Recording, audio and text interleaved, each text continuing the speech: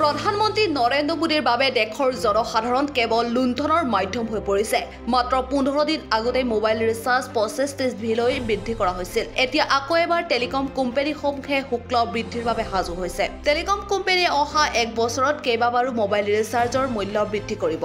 এক প্ৰতিবেদন অনুসৰি ভাৰতত মোবাইল সেৱা অধিক ব্যয়বহুল হ'ব। দেশত 5G আৰম্ভ কৰা হৈছে আৰু ইয়াৰ বাবে ডাটা ব্যৱহাৰো বৃদ্ধি পাইছে। এই সুবিধাৰ সুযোগ লৈ টেলিকম কোম্পানীটোৱে প্ৰতিজন ব্যৱহাৰকাৰীৰ আয় 182 টকাৰ পৰা 300 টকালৈ পোনপটীয়াকৈ বৃদ্ধি কৰিব বিচাৰিছে। গতিকে আগন্তুক সময়ত টেলিকম কোম্পানীসমূহে ধাৰাবাহিকভাৱে শুল্ক বৃদ্ধি কৰিব। ইয়াৰ উপৰিও মোদী চৰকাৰে এই বাজেটত টেলিকম ইকুইপমেণ্টৰ ওপৰতো শুল্ক বৃদ্ধি কৰিলে। ইয়াৰ বাবে কোম্পানীসমূহে এতিয়া সামগ্ৰীৰ ওপৰত অধিক কৰ দিব লাগিব, যাৰ ক্ষতিপূৰণ সাধাৰণ মানুহে দিব। অৰ্থাৎ মোদী চৰকাৰ আৰু কোম্পানী দুয়োটাই একেলগে জনসাধাৰণক লুটি আছে আৰু নিজৰ তহবিল ভৰোৱাত ব্যস্ত হৈ পৰিছে। টেলিকম কোম্পানীক এই লুণ্ঠন আচলতে চৰকাৰে চলাই আছে।